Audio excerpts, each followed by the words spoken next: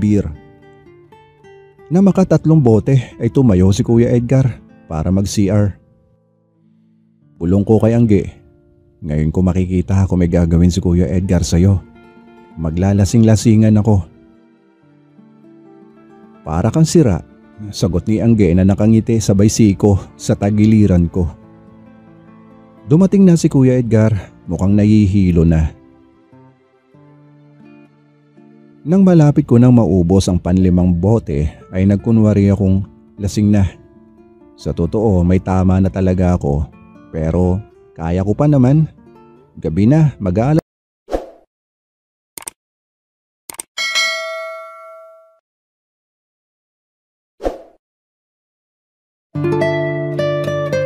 Lumipas pa ang mga araw, naging normal naman ang lahat sa amin ni Angge.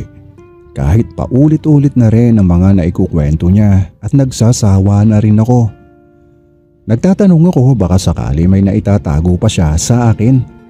Pero mukhang wala na. Kaya hindi naman mawala sa isipan ko si Lane ang nangyari sa amin. Ang nangyari sa amin ni Lane ay hindi na nasundan pa, pero tumatak sa akin ang tagpong yun.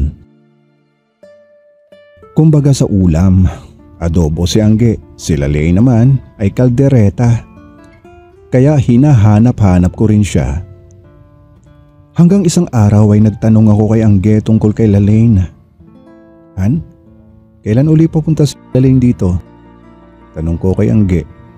Bakit, namimiss mo ba siya?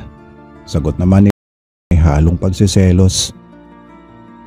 Wala lang, natanong ko lang kasi tagal na nung huling punta niya dito. Sagot ko naman na may halong paliwanag. Masarap ba kasama ang pinsan ko? Tanong uli ni Angge. Nagulat ako sa tanong niya. Kaya agad na sinundan niya ito ng paliwanag. Yun palang araw na nagpunta sila Lane sa bahay ay alam niya. Pinag-usapan daw pala nila Lane yung araw na yon. Pati ang nangyari sa amin. Kumbaga, set up nila pareho.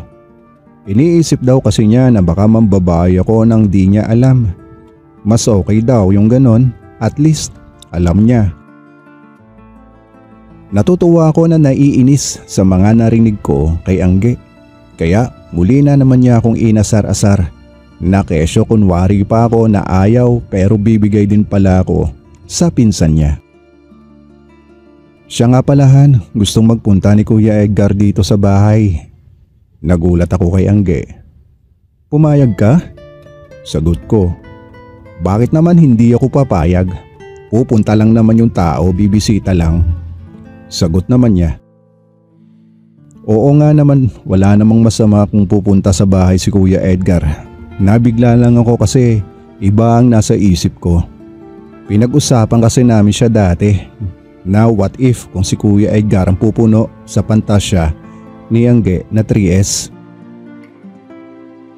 May edad na si Kuya Edgar pero wala pa rin itong asawa at sariling pamilya. Araw ng Sabado mag-aalas 7 ng gabi, dumating si Kuya Edgar sa bahay. Siya lang mag-isa. Mukhang naghanda, bagong gupet at ang ganda ng hawi ng buhok. Naka-brush up, may bit-bit na bucket meal ng manok ng isang fast food. Kaagad nga namin siyang pinapasok sa bahay, sabay na kaming kumain ng hapunan. Masarap ang kwentuhan nila ni Angge. Mukhang mabait naman si Kuya Edgar. Wala akong makitang something sa kanya. Ibig kong sabihin yung something na pagnanasa niya kay Angge. Baka nahihiya lang o naiilang sa akin. Kaya tinanong ko siya.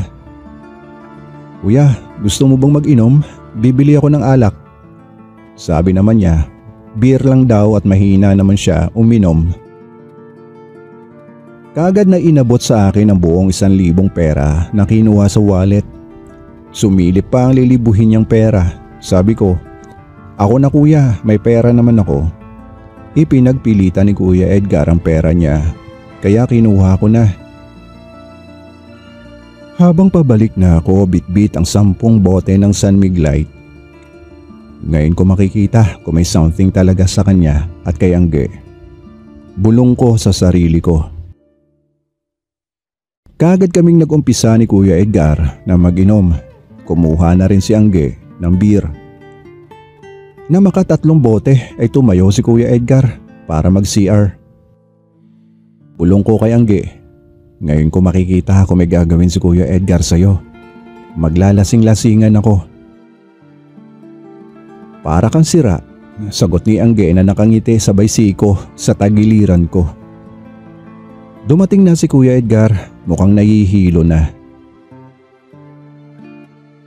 Nang malapit ko nang maubos ang panlimang bote ay nagkunwari akong lasing na. Sa totoo may tama na talaga ako, pero kaya ko pa naman. Gabi na, mag-aalas 11 na ng gabi. Sumandal ako sa sopa at napapikit. Lasing na ako. Mahina akong salita. Nakiramdam ako. Pinagtagal, tumayo si Kuya Edgar at lumapit sa akin. Nagulat ako dahil bakit siya sa akin lumapit. Akala niya ay talagang tulog ako dahil nakapikit at hindi gumagalaw. Pero kalahati ng mata ko bukas kaya nakikita ko siya at si Angge naman ay nakangiti lamang na pinagmamasdan si Kuya Edgar. Naramdaman ko na lamang ang kamay ni Kuya Edgar na ipinatong niya sa hita ko. Papalapit na ang mukha niya sa akin. Gumapang ang kamay niya sa short ko. Dito nga ay nag-react na ako. Nagising ako kunwari at tumayo. Para namang napahiya si Kuya Edgar at bumalik sa kanyang kinauupuan. Natawa naman si Angge. Mabuti na lamang at nagpaalam na si Kuya Edgar na uuwi na. Nakahinga ako ng maluwag.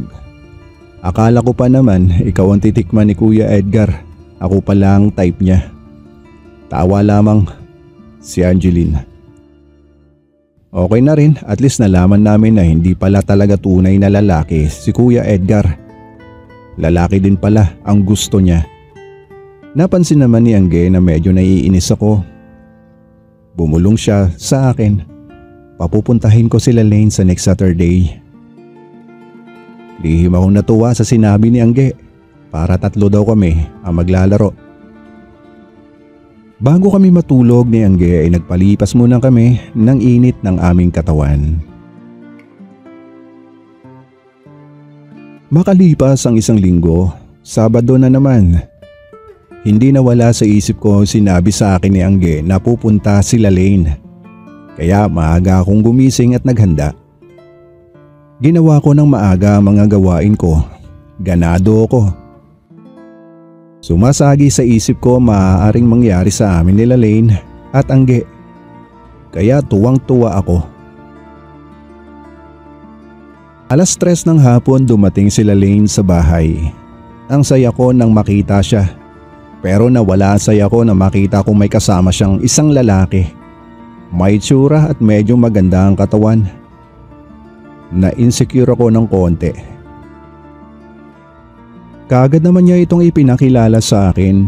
Siya si John, boyfriend daw niya. Pinakain muna namin silang dalawa dahil malayo pa ang mga pinanggalingan nila. Napapansin ko naman si Angge na pasulyap-sulyap sa lalaki. Kaya medyo kinakabahan ako. Baka type niya, si John. At baka type din siya ni John. Pagkatapos nilang kumain ay kaagad ko nang inilabas ang inumin. Dahil kanina pa nagre-request sila Lane. Kaagad na nga kami nagsimulang mag-inom, alas 6 na ng hapon. Binuksan na rin ni Angge ang karaoke para masaya. Pareho kami nag-i-enjoy apat. Naramdaman na lamang namin na pare-pareho na kaming mga may tama. Napansin ko na lamang si Angge na katabi na niya si John. Hindi na rin ako kumibo pa dahil katabi ko na sila Lane. Medyo malamlam ang ilaw na nanggagaling sa TV ang liwanag. Hindi ko alam kung sino ang nag-off ng ilaw. Maganda ang pwesto namin dahil maganda ang sala namin.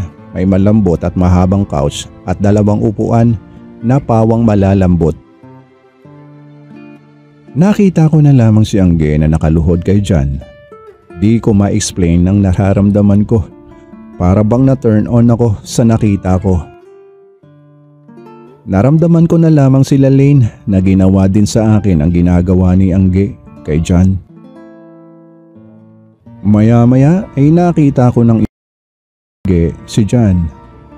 Hindi ko maipaliwanag ang itsura niya. Enjoy na enjoy si Angge sa paglalaro nila ni John.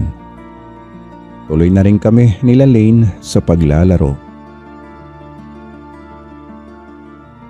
Tanghali na kinabukasan umalis sina John at Lane. Natanong ko si Angge, saan naman nakilala nila Lane si John? Si John?